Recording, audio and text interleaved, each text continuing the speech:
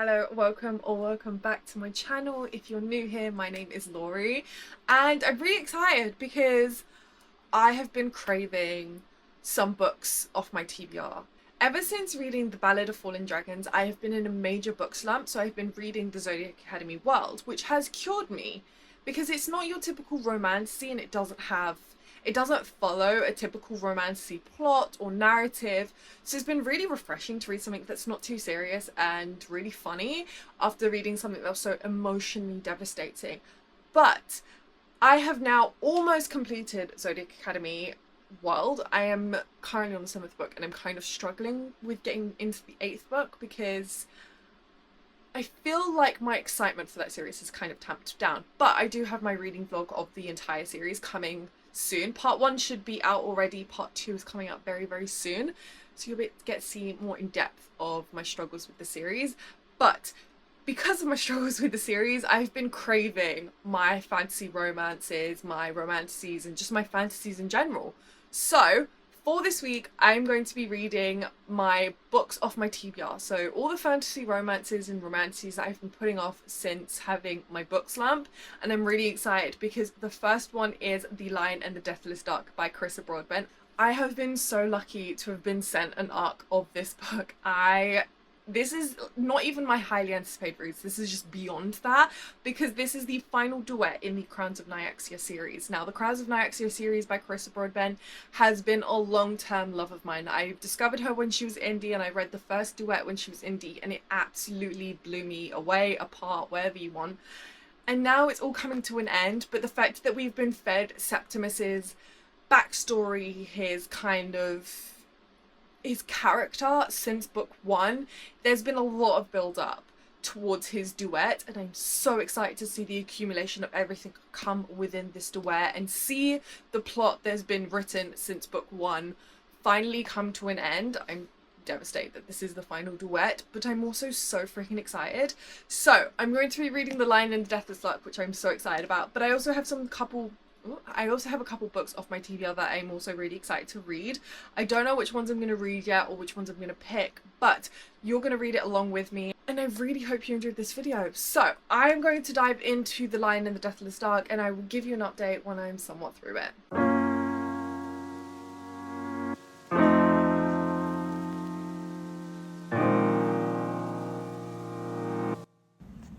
Bit of a new environment. I'm currently tanning in my garden because there's no way in which I'm not sucking up as much sun as I possibly can, because in the UK the weather is more unpredictable than, well, just about anything. I am reading The Lion and the Deathless Duck. I'm currently 100 pages in and I am simply loving this so freaking hard. So much has happened in 100 pages. Like, it has been from the get-go diving straight into the story, being introduced to the characters, introduced to the plot, and I freaking love it. Like, I can't believe how much I could tell you if this was a spoiler vlog, because so much has happened in the first 100 pages. It's absolutely insane. I'm just about to start part 2. I don't want this to end. The fact that this is going to end and I'm going to have to wait for the next book, I simply cannot stand. But this is so good. With the other 2 sets of duologies, we're so cemented in this world, and with the initiations of the vampires, and, you know, just like the inner workings of each set of gods and vampires, and so we can just dive straight into this book. I'm gonna shoot someone. So we can just dive straight into this book and be so comfortable in this world already. I'm so in. Like, I'm so in to these characters, and the fact that we finally have a book on I can never say his name, Septimus. I don't know if I'm saying that right, but now that we have a book on Septimus, and I can't wait to get his inner dialogue, because we already know so much about him from the POVs of other characters. Now we're going to have his POVs, and we already know a little bit about what this plot is going to be and what he's up to, and, you know, a little bit of his backstory. You really do need to read the other set of duologies and the standalone, because it would make so much sense to this book and to this characters. It gives so much it gives so much depth to this character, and you know why he is the way he is and what he's up to. You 100% have to read it in the reading order. But I'm so hooked. So I'm going to be reading a little bit more of this book in the sun, trying to make the most of actually having a sunny day. So I will give you an update when I'm somewhat more the way through this, but just know that I'm absolutely freaking loving it.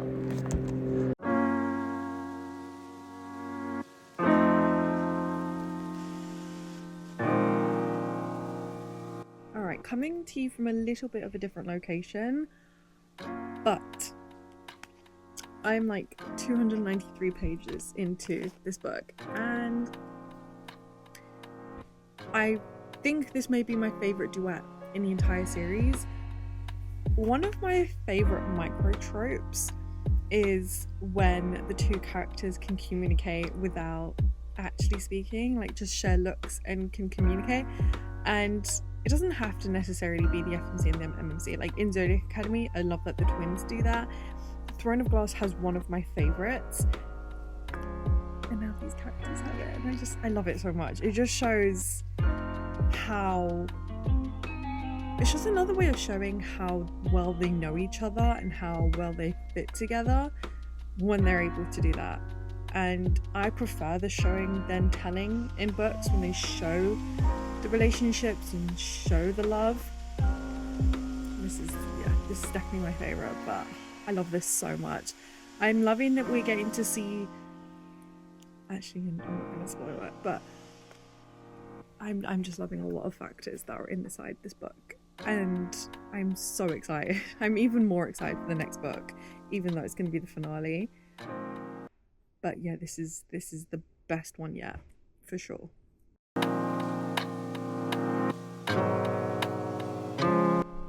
The threads she weaves is incredible. The way everything came down to this book, this duet, and the way everything came together, the reason behind everything happening throughout all of it's incredible.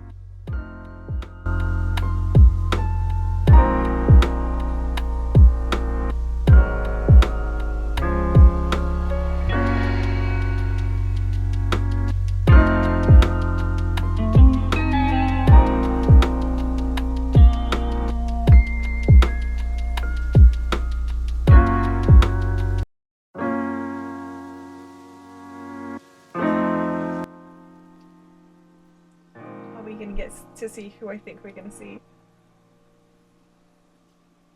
I just love it when books have cameos from characters that we've already been introduced to, especially in interconnected duets. I love it. I love seeing old characters make a reappearance, and this one has had some of the best. We had the characters from Slaying the Vampire Conqueror, and I think we're now gonna get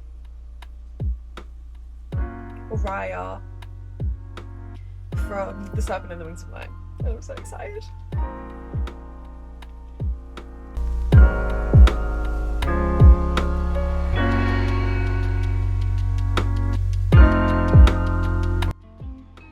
I love their banter. Their sarcastic banter is so good. There's always a rebuttal, and I love that. Like, there's always like a snappy little answer that they have for each other.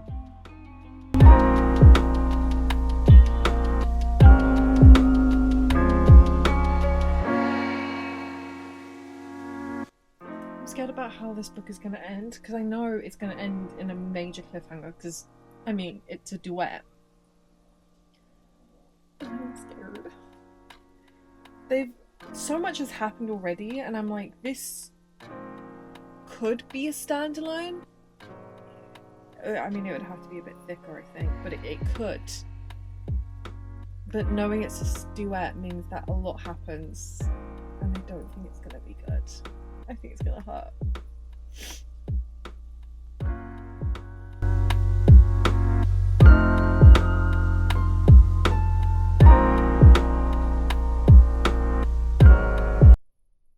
Okay, that line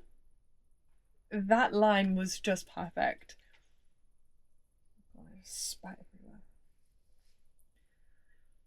That line was perfect. I really want to say the line because I just feel like what a one, like, just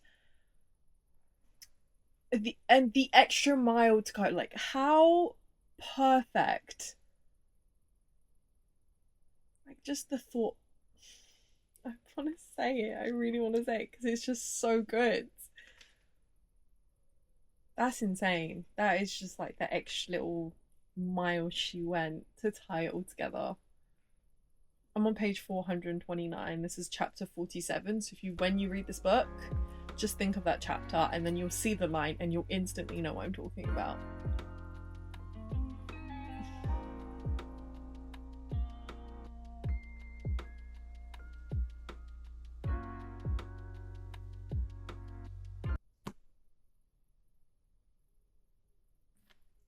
I have no words. I genuinely have no words.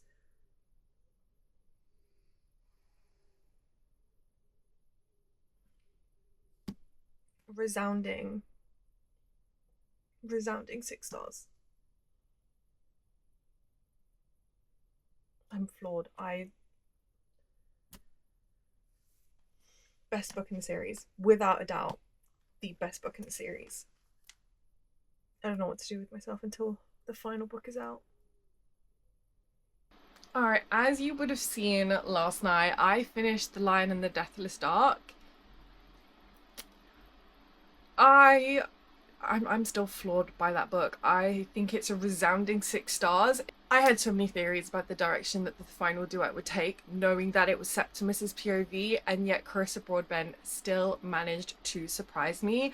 And I'm absolutely just jaw-dropped by that book. It was perfection. It was the little details that she added towards this book that just brought everything together was done masterfully, and I'm so excited for the final book, but I'm also devastated with the fact it's going to be the final book. But yeah, resounding 6 stars. But now that means I need to pick the next book that I'm going to be reading, and it's gonna be Night Witch by Jam and Eve. I have been counting down the days from this release since I read Spellcaster, that absolutely I just devoured in one sitting. I feel like this is just one of those books that would get me out of a book slump, that's so bingeable, that's so easy to fall into, that the characters are just so gripping. And I think everything about this world and these characters have been some of my favorites. You know, the world is really well built. The witches and their affinities are really intriguing, and I love the academia setting, the family rivalry. Everything in this is just so good. I love it. I'm so happy to be back in this world and back with these characters and to find out what's going to happen after where we left off. I think there's a lot that's going to happen within this book, but obviously it's not like a really well-rounded fantasy romance. You know, it is predominant on the romance. It is something that's more light-hearted than something like Diebound or The Ballad of Fallen Dragons. It's something that's more easily digestible, I guess I would say, but I really love Jam and Eve's writing. I read her Shifter series and I liked it. It was okay. It wasn't anything that kind of blew me away, and I kind of expected the same from the Spellcaster book, but then I read it and I was shocked that I just thought it was so much better than the Shifter series. It was so much more well written and well rounded. So I'm really excited to be back in this world. I'm so happy this is finally in my hands. So I'm going to dive in, and I guarantee you I'm going to finish this in one sitting. There's no way in which I don't finish this in one sitting. So I'm going to dive in and I will give you an update when I'm somewhat more the way through this.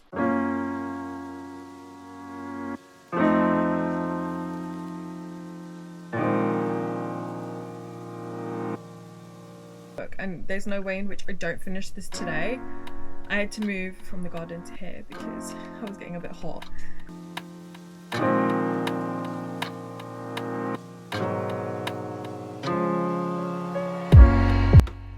It has been so hard to give updates to Night Witch because I'm utterly consumed by this book, and I knew it was going to happen, but I'm utterly consumed by this book and I want to do nothing but read this book. And so I'm flying through it at such a rapid rate that I keep forgetting that I kind of need to give updates.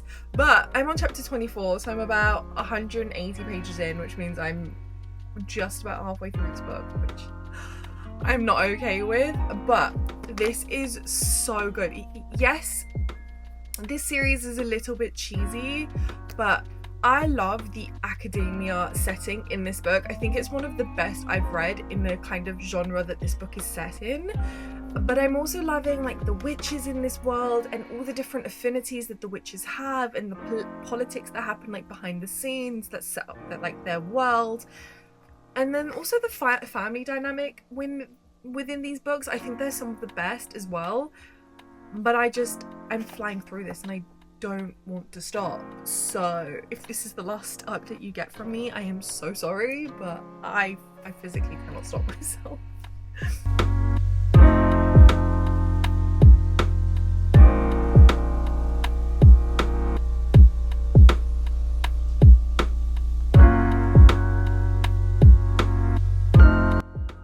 I will say the plot twists are a little bit anticlimactic. I don't care. I'm still loving it. So as I thought I was going to do, I ended up finishing Night Witch in one sitting. This was perfect. I love this book. I love this series. I think it's such a good academia, magic-filled, witch-filled, bingeable series. And now I know it's a duet. Now I know it's a duology and it's completed, which somehow feels worse than me having to wait for the next book, because I thought this would be a bit longer, but it's not. The ending was a little bit rushed, and I definitely think there was the potential for the pot to grow for another book, but I'm still happy with the way everything ended. I'm still really happy with this series. And now I need to figure out what I'm going to pick up next. Oh, I'm rating this a 4-star because, like I said, the ending was a little bit rushed, you know. It could have been a little bit more put together, but I really loved it. So now I need to pick my next book. I'm going to reread Blood of Hercules, and then I'm going to read Bonds of Hercules, because I need to knock Bonds of Hercules off my TBR. So that's what we're going to do. I'm going to read this. It's a second read, so I'll probably read this really, really quickly. And then we'll dive into the second book, which I'm really excited about. So, alright, I'm going to go get started on reading, and I will give you an update when I'm somewhat through this. I am 219 pages in. I have literally picked this up today. And I think this is going to be another case, like yesterday, where I read this in one sitting or within one day, because I forgot how... Very cheesy. I think we're like on the line here, Night Witch and then Blood of Hercules, but very cheesy, but fucking hilarious and so freaking good.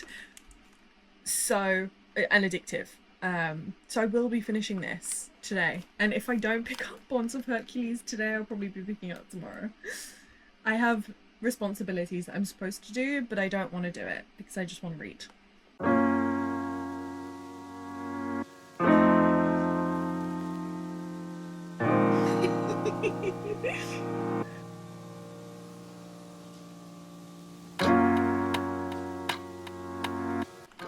Do you know the one thing that I don't get? Augustus's whole reasoning for hating Alexis is the fact that she's taken part in the Crucible, and he doesn't want his sister to take part in the Crucible. But she didn't have a choice, so why do you hate her for it? And are you saying that she's the reason that your sister might have to take part? She didn't have a choice.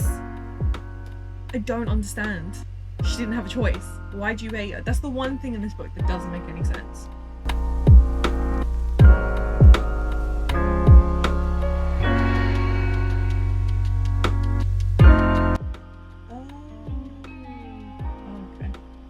Remember this.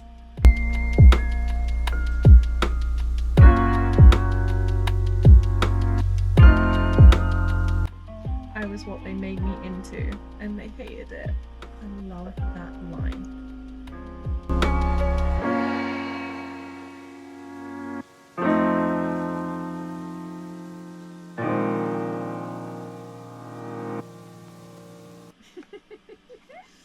I love this book. I love this book so freaking much.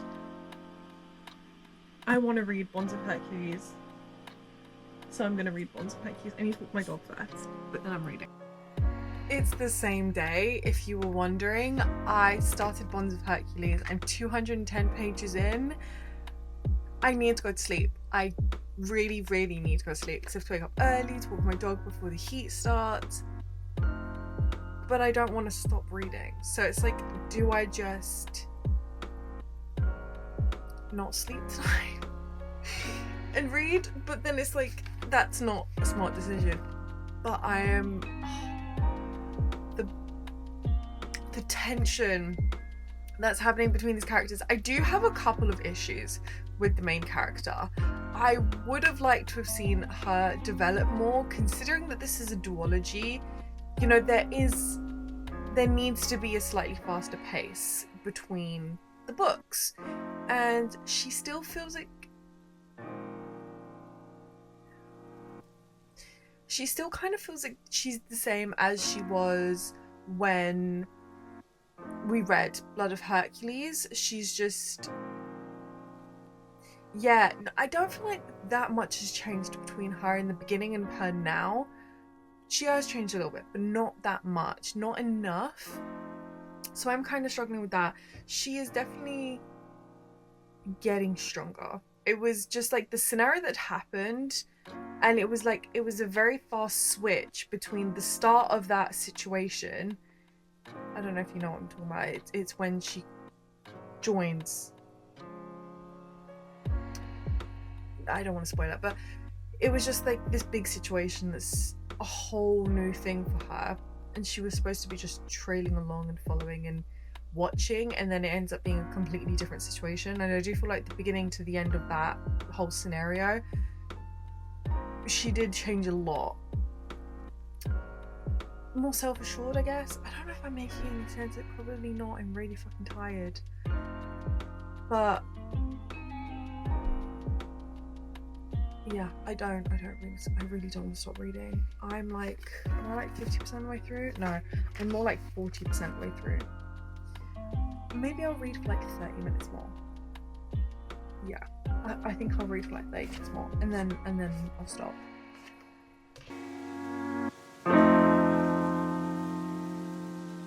I don't know if I mentioned, but this isn't a duology. I don't know why I thought it was a duology, but there is a third book. Which, thank God, because I was struggling with the pacing of this book. It just didn't feel like a duology. So it makes a lot of sense. But we have a third book, and it's called Battle for Hercules. So I don't know how this is going to end. But now I really want the third book, and I haven't even finished this book. And I've got to wait. Oh dear.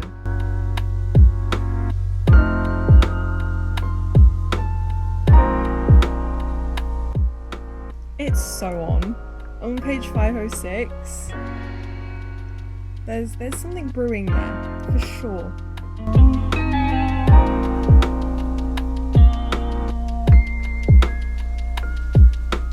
Another book finished. This was actually a really good reading vlog. We had 1 5-star read and 3 4-star reads. Which was amazing, and obviously I have been reading so much because I've been absolutely consumed by the last 3 books we've read. But yeah, I think I'm settling on a 4-star rating for this book. It's really good. I'm really excited for Battle of Hercules. I'm excited to see where the story's going to go and what it's going to be. Yeah, I really hope you enjoyed this video. I hope that some of these books maybe get added to your TBR, and if you haven't pre-ordered The Lion and the Death of Stark, I really think you should, and I think this is the perfect time to read the Crowns of Nyaxia series. But yeah, I really hope you enjoyed. You can find me on all socials as Lauriereadz. Thank you so much for watching. Like, comment and subscribe, and I will see you in the next one. Bye!